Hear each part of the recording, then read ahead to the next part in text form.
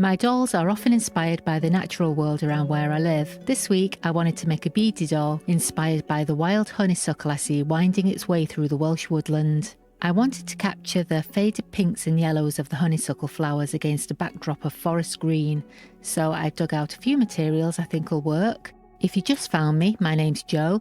I make creepy cute art dolls on a narrowboat in Wales. I've been looking for a way to use these pink and yellow glass beads for a long time. I think they fit this theme perfectly. The arms and legs will be made from the glass beads, so I only need to make the head with the skin tone fabric. I'm using a neutral stone shade from the Modabella Solids range. I picked out some tie-dye green cotton for the torso. This will form part of the dress, and I'll make a little skirt with it too. Stuffing is quite quick on a beady doll. There's no fiddly arm and leg pieces to do. I'm fixing the head to the body with a button joint. I start with a button on the back of the body, then pass the thread up through the top of the neck, and that will go up to another button on top of the head.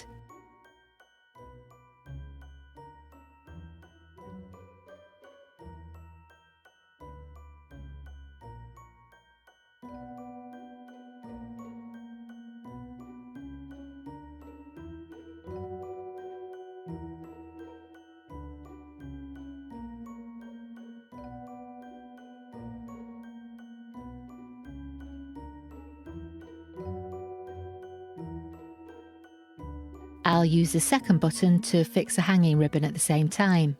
I was going to use some pale pink ribbon for the hanger, but I really like this sparkly pale green. I'm going to see if I can find a way to use some of this on the dress too.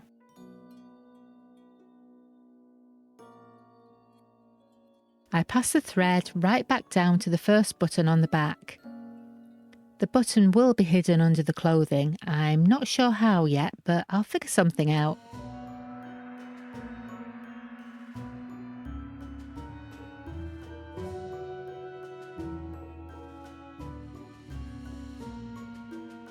I just need to get the tension right so she hangs well, then I fasten it off.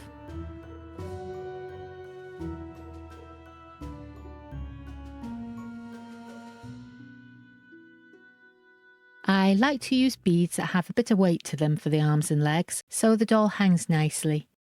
Glass beads work well for this.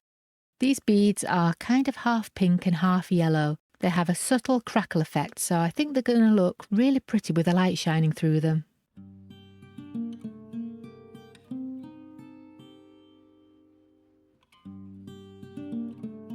I would normally use some glass drop beads on the ends, but I couldn't find any quite the right colour. Then I spotted these lovely silver-plated leaf charms.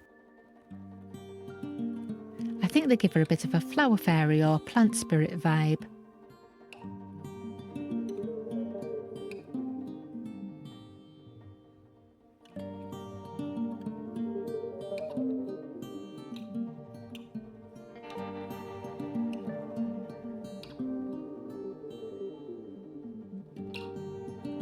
If you're enjoying watching this little one take shape, don't forget to hit the like button and let me know. You can also subscribe if you like so you don't miss the next one.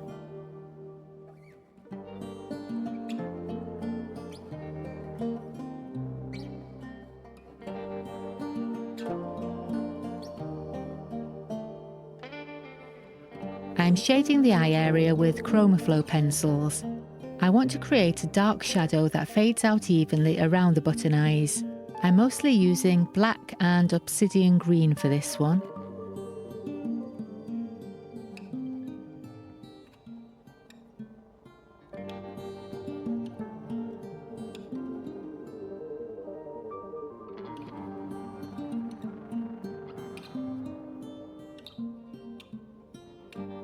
Once I'm happy with the shape, I build up layers of colour, blending between coats with the Derwent blending pencil. When you're working on a darker fabric, the blending pencil can leave a bit of a white line around the edges, but that will completely disappear when I spray it with fixative, so I'm not worried about it. I've made a little skirt from the green tie-dye fabric. I thought about adding lace to the hem, but I like how the green sparkly ribbon looks on its own. I will fix some lace or something around the waist though.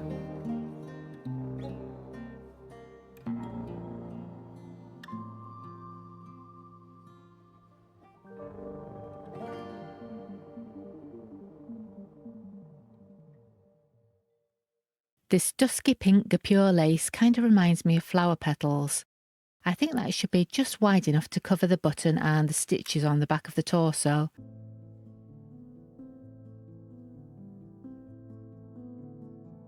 I fix it in place with some super thick tacky glue. Then it's onto the face.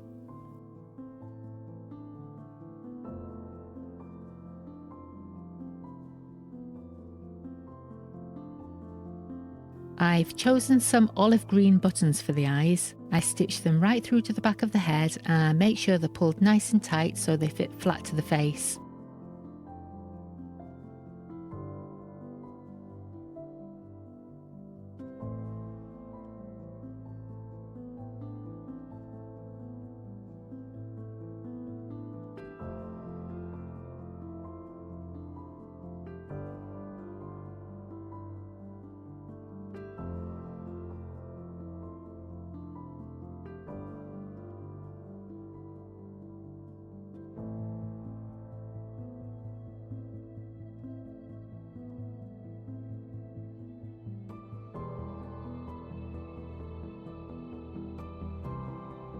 I fasten them off with a few stitches on the back of the head. That's all going to be hidden by the hair.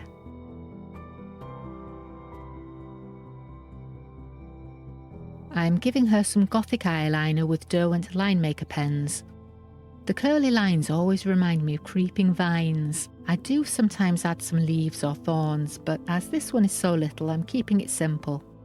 As usual, links to the pens and pencils and some of the other materials I use will be in the description.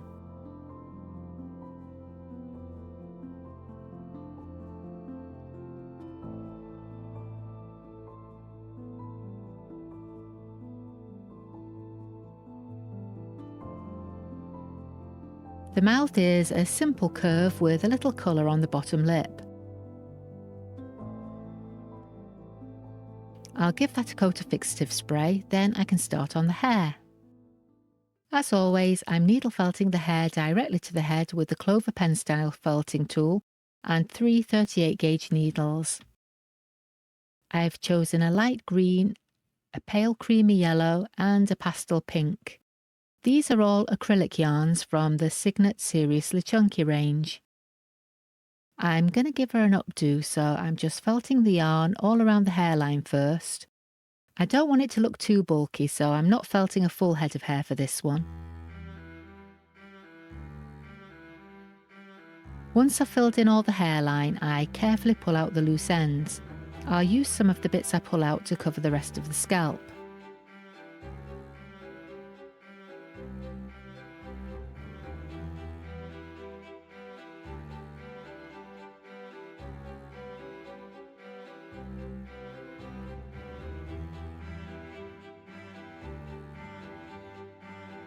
This bit's pulling out slightly, so I just need to felt over that area a little bit more, then it should all stay in fine.